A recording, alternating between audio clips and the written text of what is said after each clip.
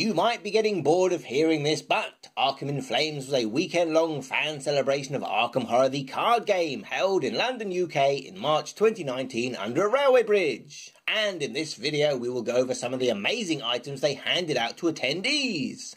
First off, Asmodee really pulled out all the stops, or at least went through their bins and donated an awful lot of their previous organised play goodies, including complete Invocation 2017 kits with playmats and promo Daisy, as well as various items from the Arkham Knights 2018 kits. There wasn't enough for every attendee to get everything, but Frank and Peter did a great job of making sure that the people who couldn't attend those events and didn't already have those items got first pick. And Asmodee weren't the only generous donors either. Orbitz, best known for their premium Keyforge items, donated a set of their fabulous and very expensive gold-plated Chaos tokens, as well as some of their location markers too. These things are really exquisite and quite costly to get hold of if you are outside the US. Not only that, if you did order anything from Orbitz, there was a special deal on shipping if you picked up your tokens at the event. And speaking of tokens, the Acrylic Legends by the same token created both an exclusive and innovative item specially for this event. It is printed on one side in fabulous green and gold. There is a lot of intricate detail, and speaking to the designers, one of their goals was to really push just how much detail laser engraving can deliver. So what is it? This is an action tracker that splits into 4 parts like so. The lugs in the centre portion help keep everything in place if your table gets knocked. Because the reverse is blank, you can flip it over after you take an action to see how many you have left. This is very handy if your playtime is often interrupted by phone calls, small children, or if your boss catches you gaming at work.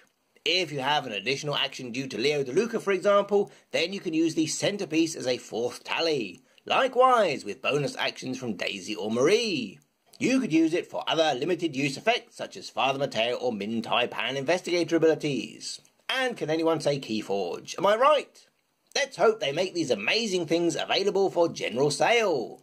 Moving on, we have a special message from Matt and Nate, the game's creators, which is a really nice touch. And if you love the amazing artwork in general that was created for this event, there was an A4 full colour hard copy of the poster. A cool souvenir of an amazing weekend.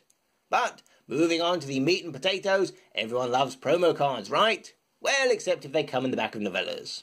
Not content with pestering FFG to name a card after their podcast, Frank and Peter now have an exclusive art version of Drawn to the Flame. This is still unofficial and fan-made, but there is no reason why you can't use it like any other proxy card. The printing looks just as good as some of the official POD items, and it has that gloss surface of the later promo cards. Look at the big, bold Arkham in Flames 2019 text, just like you see on the Arkham Knights created promos. If you do want to be picky, then yes, you can tell it is different from the mass-printed original, but that will be the last thought for anyone wanting to collect one or a pair of these, and they did come in pairs. Not content with one promo, pace yourself lads, they created 2 more out of everyone's favourite weaknesses, confidence and paranoia. Oh, and where to begin?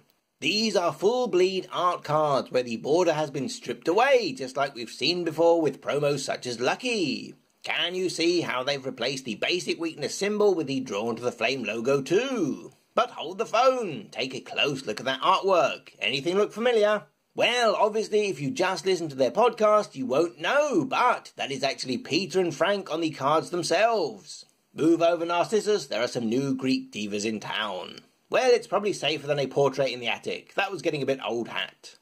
And if you squint real hard, in a font so tiny, not even FFG would go that far, there is even personalised flavour text. These are 2 awesome and well-chosen cards, and we, like many others at the event, put them in our decks to play. So why wasn't the Drawn to the Flame promo full bleed? Well, that is because this version already exists, making it the most promoed card currently available with 3 different versions. Compare this to our promo card. Can you see the name Arkham Chronicle? No? Well, the bottom newspaper on that fat stack is a copy of the Arkham Chronicle. It totally is. For reals!